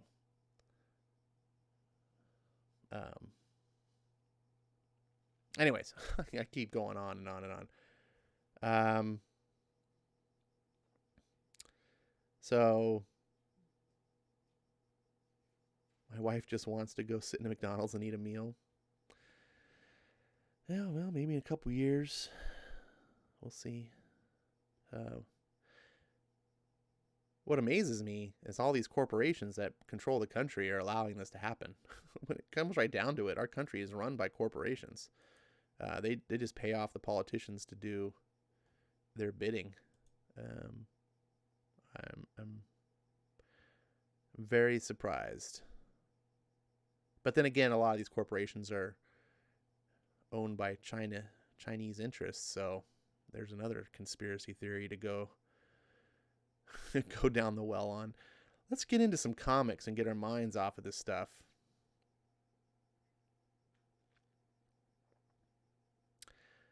Yeah, Skip, I get what you're saying. The decision was seen as the best way to limit the spread, but when the death rate is that of the flu, you don't do this.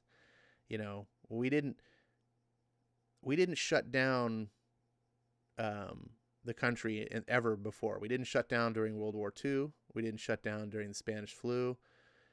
Did you hear about in London? I guess they postponed, or they postponed the mayoral election. Now I know this isn't the United States, but someone made the comment that the mayoral election has not ever been postponed, I guess, since like the 1100s, which means like it saw Black Death. It saw the bombing of London. Like when Germans were literally flying planes and like dropping bombs on London, they still found a way to have the elections. But this thing that has a very, very, very small in relative terms, it is shutting down the world.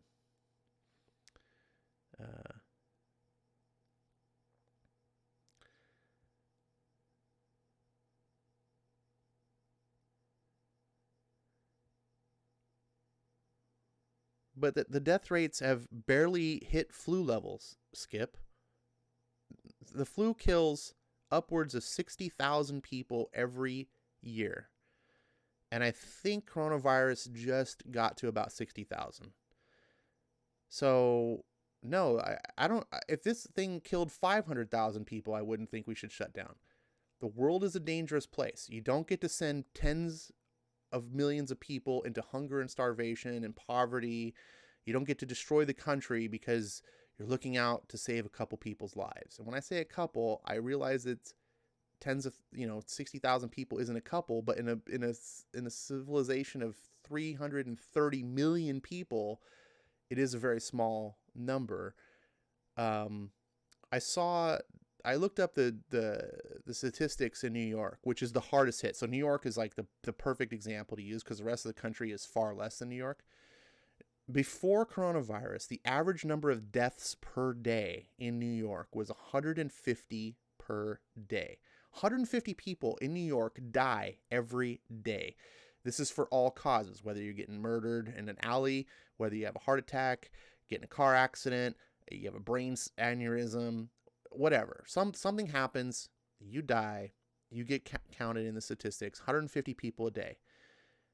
I think it was about mid-April when I looked at this. The number I think of as of April 15th, when New York was in the heat of this whole thing, like, oh my God, the number of people dying every day, and this is still, including everyone, now adding coronavirus, was 200. So 200 people a day is terrible. It's terrible that many people die every day, but New York's a really big place. Knowing that 150 people already were dying every day, now we shut down everything because that number went up by 50. It really makes you stop and consider. And I think what's going on is that this is so in our face. Death doesn't matter to people when they can't see it. The coronavirus has been put in front of our face by social media, by corporate news media, it's just all we see. And so now we feel like it's way more pervasive than it actually is. When car accidents far, far greatly outnumber coronavirus, but we don't care. We're not telling people they can't drive to save lives, right? But it's because we don't see them. We kind of know this nebulous idea. Oh yeah, people die in car wrecks. But it's not in our face. But I guarantee you, if a major campaign, an onslaught of media and social media and everywhere you saw was just nonstop death of people in car accidents, and people are like, we need to do something about it, it would start having an effect on you. And if action was taken, you'd have this tendency to start agreeing with some of these actions. I mean, like, well, yeah, I mean, people are dying. It's horrendous. I keep seeing it on TV and the internet every day. Anyways, I keep getting sucked back in. I'm really sorry. Silver Surfer Requiem is the next comic. I get no one to really talk to about this, so I apologize that my valve opens up and it's like, emergency, seal the valve, the dam's breaking. Ba-doom.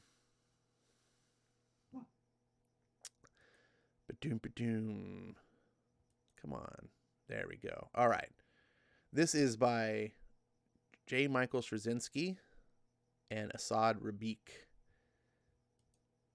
Issues 1 of 4.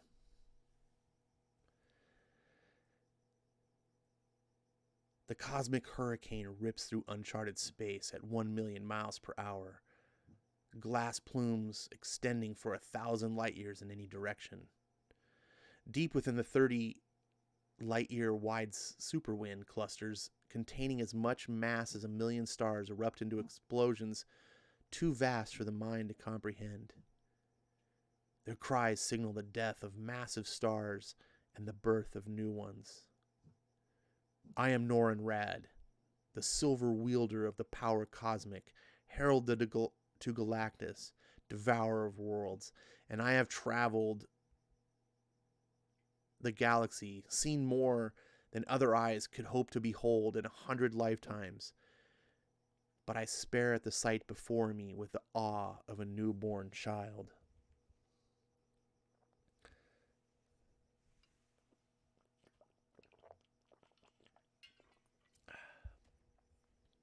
Part 1. Kyrie. Here is the cycle of life writ large. To be born in fire and live in the bright flame of our passions, illuminating the world around us. We live and die in fire, knowing that when we die, we are reborn into the minds and spirits of those who will follow the path that we have lit for them across the ages. The path that one day calls all of us home. At the dying of the light.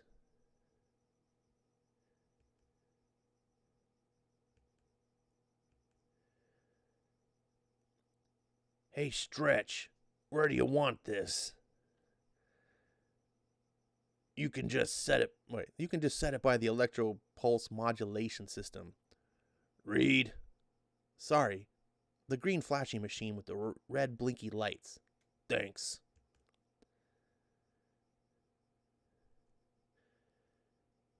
The green flashy machine with the red blinky lights and the orange switches, or the green flashy machine with the red blinky lights and the yellow smoke rising out of the bottom. The what? Just faking you out, Stretch. Wham. You're getting too easy to kid, Reed. You ought to try taking your eyes off the scopes once in a while. Hey, there's a good question for you.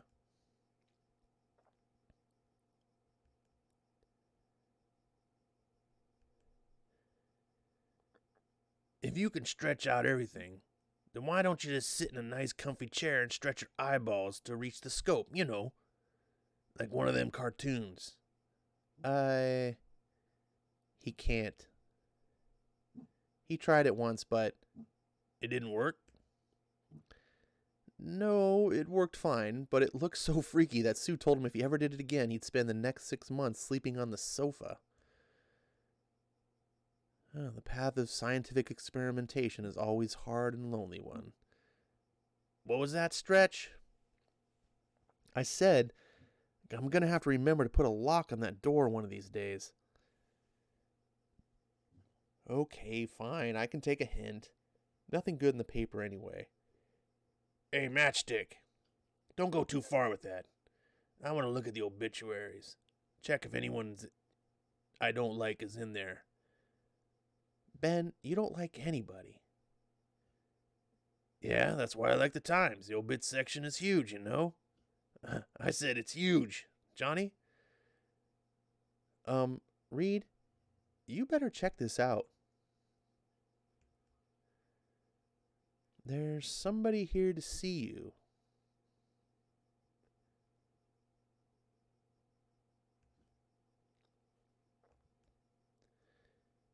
Norin! This is quite a surprise. Yeah, what brings you to the city? I mean, other than the bagels and the pizza and the babes. Ben!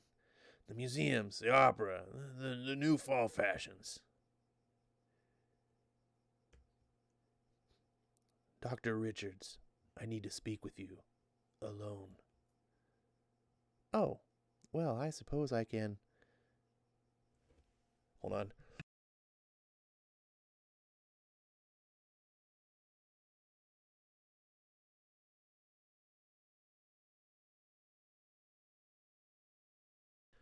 Sorry about that. Whew.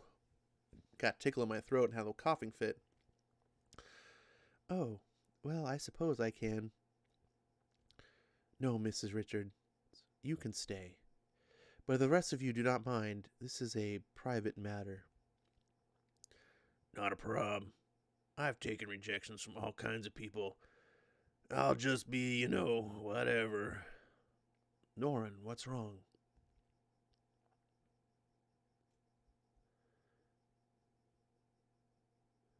Susan looks shocked.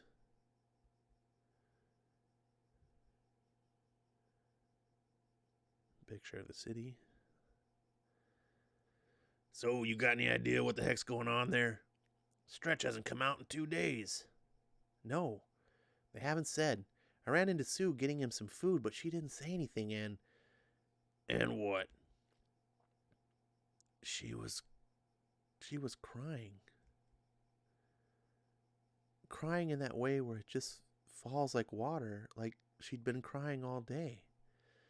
Like she might not ever stop crying again. Yeah, well, yeah. You don't think anything's wrong with the walking bowling trophy, do you? I don't know, Ben. I don't know.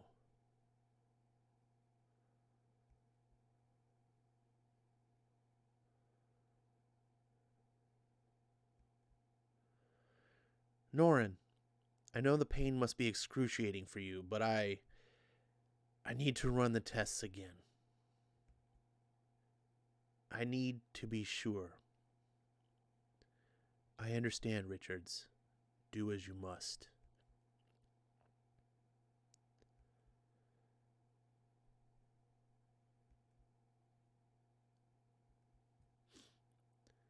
Sue.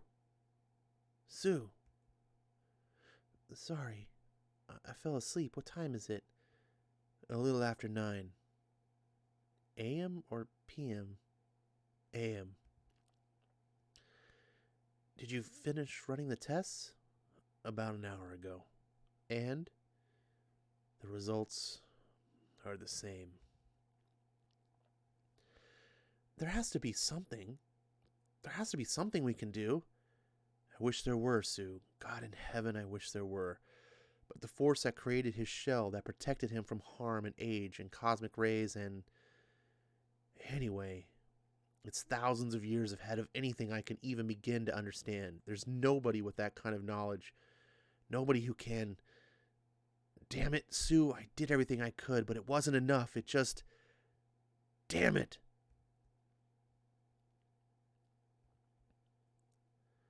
You did everything you could, Reed. You tried. I know. I'm just tired, that's all. I'm tired and angry. Like I could just... I know. Did you... Does he know? He knows. My name is Norin Rad.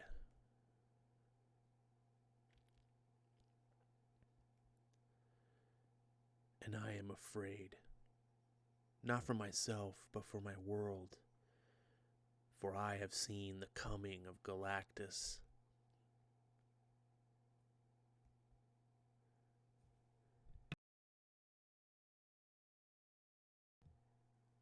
And I have but one chance to save my world from his hunger. To save Zenla, I must offer up myself.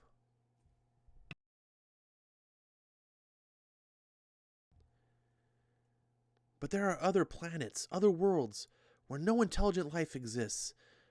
Find a world such as that. Do with it what you will, for even ants have a right to life. Alas, I cannot comply. I have not the time to seek such worlds. Had I a herald to probe the universe for me, then many worlds such as this would I spare. But there is no such one.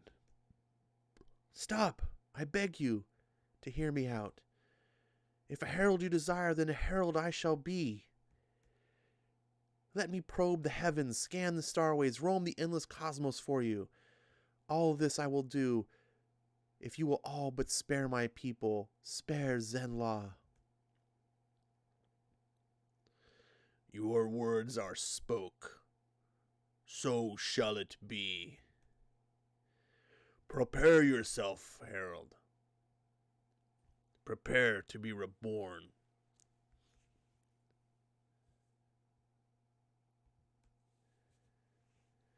Thus was Norinrad erased, and the Silver Surfer born.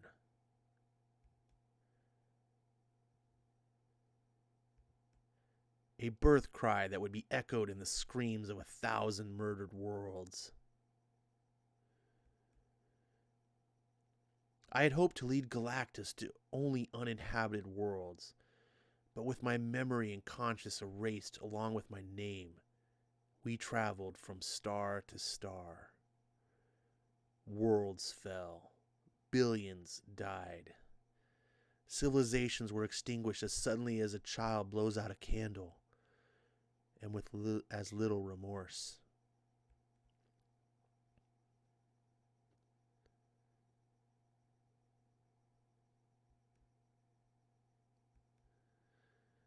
Then came Earth, and something in the spirit of her people touched me in a way nothing else had. Their stubborn nobility in the face of certain death shamed me. They refused to be beaten down like a tall grass beneath a storm. force stood alone against the terror that was Galactus as I had once done.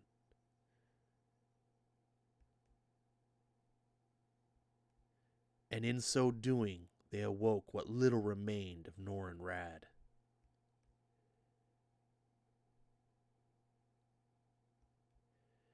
In that moment, I turned against him, and we arose in strength in our most desperate hour. The price paid was terrible. But for the first time, Galactus was turned aside. On that day, Richards returned a little of the mortal Norrin Radd to the Silver Surfer.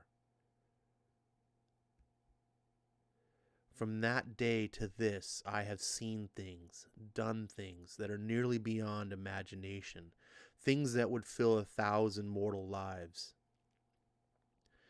I have explored the darkness between the stars, seen the rise and fall of vast civilizations, done my best to atone for my past by bringing words of peace to planets that had known only the language of war, all too often without success. But I regret nothing.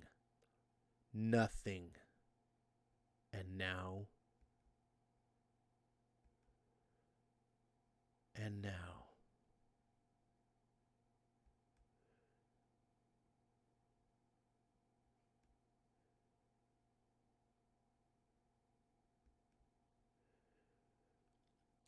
Richards was there at the rebirth of Norrin Radd. It is only right that he should be here now, at the other end of that equation. I regret nothing.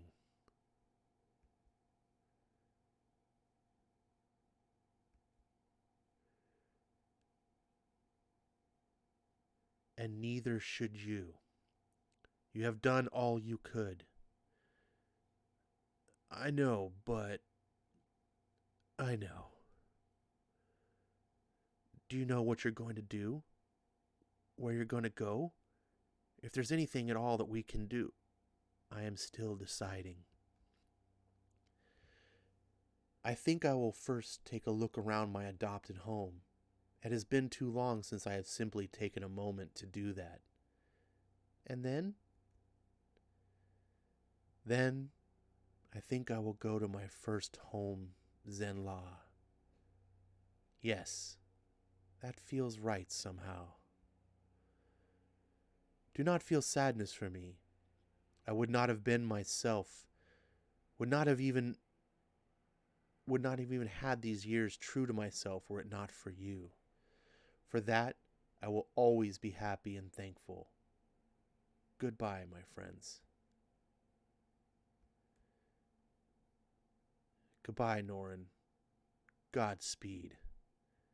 Goodbye.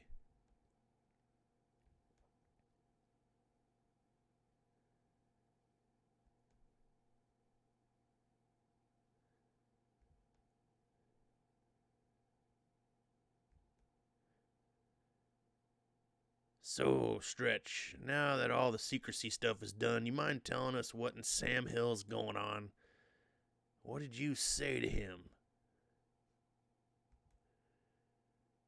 I said, the material that covers your body protects you from the cold of space and the heat of stars, from radiation and pain and the loss of oxygen, and it's the most elaborate mechanism ever created, especially given that it's only a few microns deep. But no mechanism, no machine lasts forever. And this one is starting to break down because it's tied directly into your nervous system. As it begins to malfunction, so will you. The symptoms will be minor at first. Dizziness, confusion, shortness of breath. At times, your abilities may fail you altogether. You may experience brief blackouts as it worsens. There will be pain. Lots of it. At times, it will feel as though every nerve in your body is going to go nova. Then, finally, paralysis. First of the limbs, then the lungs will stop. The heart will stop, and And I'm sorry, Norin. I'm sorry.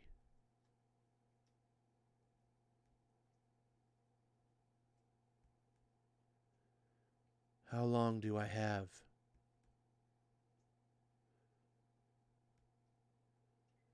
The deterioration is spreading quickly. I'd say maybe 3 weeks. A month at the outside. Richards. Yes?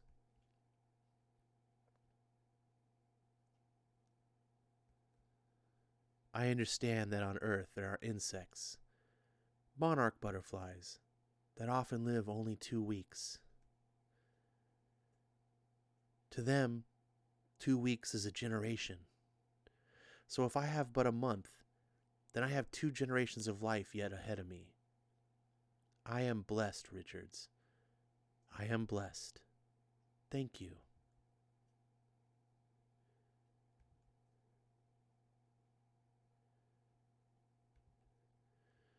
My name is Norin Rad, the Silver Surfer, wielder of the power cosmic, former herald to Galactus, devourer of worlds.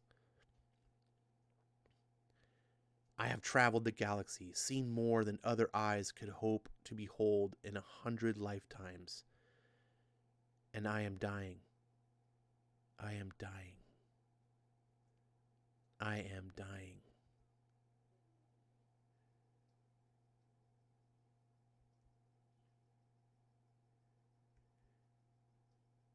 Wow. Wow. Whew. That was really good. Um, I love Silver Surfer. And as a Silver Surfer fan, I don't get often chance to read great, like good Silver Surfer stories. I don't get really good talent doing Silver Surfer. Um, Now, a lot of people will actually throw that back at me and be like, "What are you talking about, man? Yeah, Jim Starlin writing Silver Surfer back in the late '80s, early '90s, like Ron Lim doing the art, and I was like, it's like, yeah, I know, and I love Jim Starlin. He's written some great stuff, but Jim Starlin, I think, is one of those writers who really excels when he has time to think of a story and then write out a graphic novel or do a miniseries. Like Infinity Gauntlet's like one of the, still, in my opinion, one of the greatest comic books ever put down. But it was a 6-issue story. He had time to think about. But his ongoing stuff, I don't think I've ever read any Jim Starlin when it's ongoing where he was amazing. He was just there, and I found a lot of that old school Silver Surfer, or the late '80s, early '90s Silver Surfer, whenever that time was.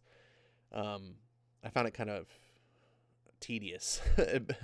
um, so I just don't get much Silver Surfer. I think Stan Lee created a really great tragic hero, um, and there was elements of greatness. I mean, obviously, there was something that attracted me to the character, but it's few bright spots. If you ever get a chance to read um, Silver Surfer, Stanley Mobius team up, Silver Surfer, I forget what it's called. It's a 2-issue series.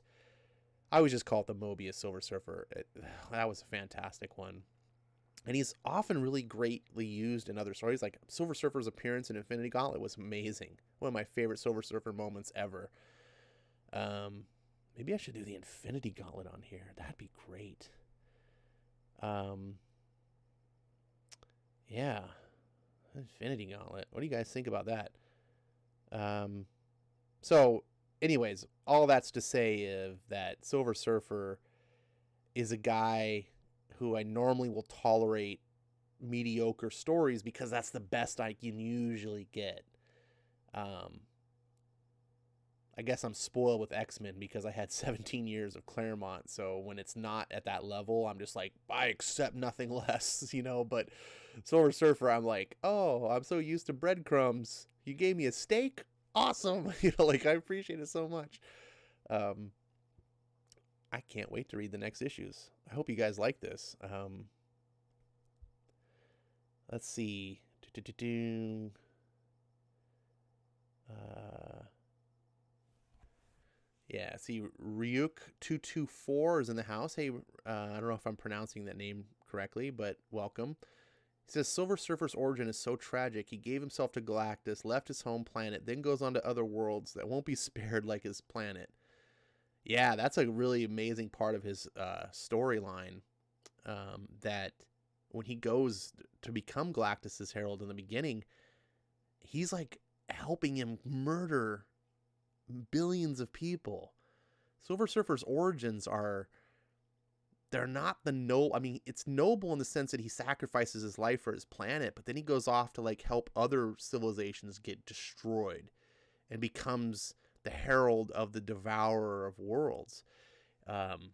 If you read Silver Surfer Black, Cates kind of captures this too. Like, so he's kind of haunted by this past. Because he's a good guy, you know, and there's so much to him that writers that know what they're doing and know his history can really expound upon. Let's see. Makes you wonder why Galactus spared him in the first place. Skip says, because if he didn't, we wouldn't have years of Silver Surfer comics. Oh, man. Yeah, I guess. Well, Galactus, I'm assuming you're saying spared Norrin Rad. It's because he needed a herald. I mean, this story is really cool because it caps up his origin really nicely. In just a few pages, you get the quintessential points of Silver Surfer's origin that you need to know if you're not a big Silver Surfer fan and you just came into this cold. Straczynski, beautifully, just a couple of pages, doesn't waste your time. And for a fan like myself who knows the history, presents it in a way that it was fun to see it again. I really, and then of course Assad Rabique's art is just beautiful. Just here's an excuse to have a Assad Rabique splash page. It's like, all right. Skip says, can't get enough of this art. Exactly. And Ryuk says, we did have the first family helping us, right? I'm reading Hickman Fantastic Four again. It makes me really appreciate this. Man, I love Fantastic Four's relationship with the Surfer and vice versa. Let's see. Skip says, looks like he's living more than me with how he's flying so freely in the sky. Huh. Not sure what that comment meant. I might be taking it out of context. Skip says, Ron Lim is from my city. Awesome. I do love Ron Lim's art. That was the one beautiful thing about that whole run, is even though the stories were kind of just there, I was like, whatever.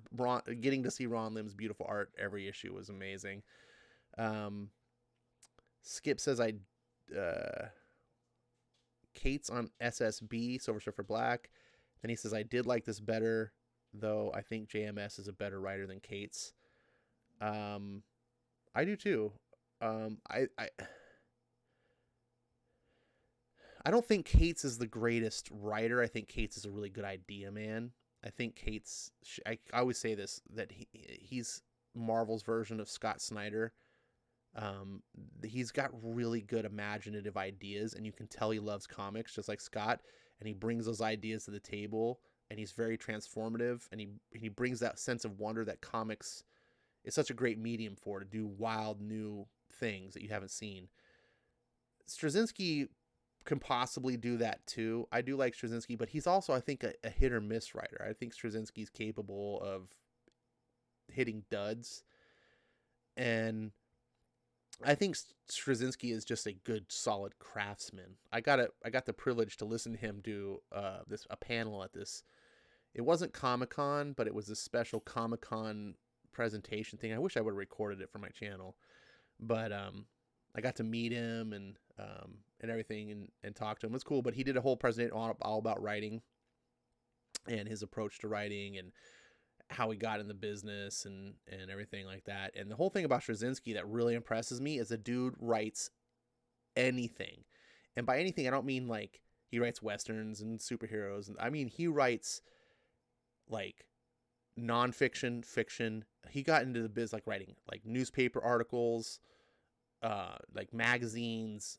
Like he's just a writer first, like, and he's bounced around all these different um, career fields because the way he put it was like, um, it's easy to kind of not necessarily wear out your welcome, but when you're the new thing, when you're the hotness, you can succeed really well. Like say you're in comics, right? And you got some hot comics and it's like, oh, everyone just wants to, and then all of a sudden when your stardom fades or whatever, and then the next thing you know, you might find yourself in a position where you're not getting any gigs and no one cares about you. And he said the way he's succeeded in his own personal career is by making himself able to do anything. He'll be like exactly what he said, but it was to that effect. And he would learn how to write this, and then he would go off into like television, and he learned how to write TV. So he knows how to write do everything when it comes to writing. He's seen it and done it all. So I think he brings that to the table. And like I said, he is a craftsman, and this book was superb. The art really did him some favors as well.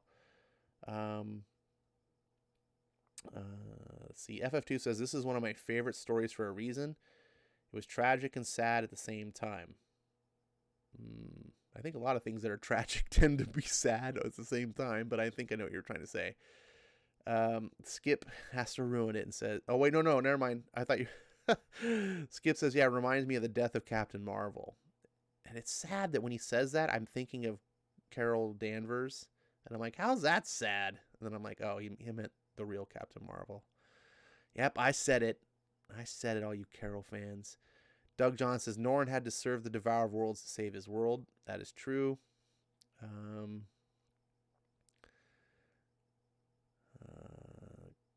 Jimmy says, I want Kate's on Blade so bad. I don't want Blade to have a comic book. I just want Marvel to focus on doing characters that they should be doing well. And I would hate to see Thor suffer so we can have a good Blade book. That's my opinion. Ryuk224 says, there was an annual of Silver Surfer that did show the guilty as offering worlds. Forgot who wrote it. That's the one thing about Silver Surfer too, that I hear a lot of people who aren't fans of Silver Surfer say that one of the things that turn them off is that the dude is like a crybaby, he's a big whiner, and that is, it's kind of a little bit of truth to that. I think too many writers focus on the tragic aspect of Silver Surfer, and it's like, look, it is tragic, but we don't need to just dwell on it forever and ever. There's more things. And one of the things I'm really happy with Straczynski here is he's writing this story, and it's a tragic, sad story, but never once do you see Norrin wallowing in self-pity, right? He's like, I regret nothing. Like, I was like, yes, that's the Silver Surfer. Computer Robot says, bye guys, I gotta go take care of everyone. And Ash, don't stress yourself over this pandemic lockdown situation. Let's hope for the best, even if you are a realist. Hey, buddy, thank you so much for coming by and listening to this comics. We're going to be wrapping up the chat here, or the live stream anyways. So I appreciate it. And as far as like me stressing out and stuff, this is just what you're seeing is me not having people to talk about. And so once it happens and I have an audience and it's just the floodgates open, and then the rest of it is just me internalizing it for 2 days until I get to see you guys again. Skip says, if anyone could, Hickman could, with all the concepts of essential building blocks and functions, be built up to large epics. Okay, yeah. All right. Well, remember that we human beings have been through some tough situations before: the Spanish flu, the Great Depression, World War I and II, SARS, swine flu, etc. I'm not actually worried about the virus. That's the least of my worries. I'm worried about the government. And we have seen all of this in the past. And when governments have behaved like this in the past, it never turns out good. You want Blade Comics back? I want Mofo Static Shock back. I don't know what Maverick is saying, but it sounds awesome. What's Mofo Static Shock? Um, Skip says, have a great night, everyone. Solid stream. Borrowed this book from Comixology. Well, I'm going to be reading the next 3 issues, Skip. So you're, of course, welcome to read it at your leisure and enjoy it. But just want to give you the heads up in case you want to be surprised by the reading or not. However you go, you can be like Dane and skip ahead of the class. It's been my pleasure, honestly, it's been my pleasure to share this evening with you, this sort of comic club where we hang out and chalk comics, just get our frustrations out, just so we can walk away and enjoy the love. Dane, I'm so appreciative that he really got into Birthright. It does my heart good to know that something that really grabbed me and touched me also had a similar effect to someone else, and now they're getting the same joy that I am. I love sharing joy with people. I know I can be salty, and it's not my intent to stress anyone out or make them feel negative at all. We're all in this together, and I really do want to have fun and focus on the things that we enjoy and love. I love Silver Surfer. Hopefully this book will let you get a peek into the character and see why, and hope it lives up to its recommendations. If not, FF2 is who to throw the tomatoes at. And I saw a couple new faces in here tonight. Thank you guys for stopping by and giving me a shot, hearing me blather on about whatever. I do have a Discord channel. It's a little bit late tonight, so I don't think I'm going to do the after party, but normally after each episode, I go into the Discord and we hang out and, shoot the BS for a little bit longer. But this stream went on longer because of the delays and things like that. It's a Friday night. I hope you guys are going to have a good weekend. We'll be back Monday at 10 p.m. Pacific, hopefully without any technical difficulties. Until then, don't forget Skip and Tosh, my friend, has a Twitch channel on Thinking Critical. He also does some comic readings, does other great stuff with my boy Wes, and you're welcome. Please go check him out. I'm sure if you have any questions, he would be happy to answer them. And thanks for coming by. That's it. I got nothing more to say. Well, I do, but I'm going to force myself to stop.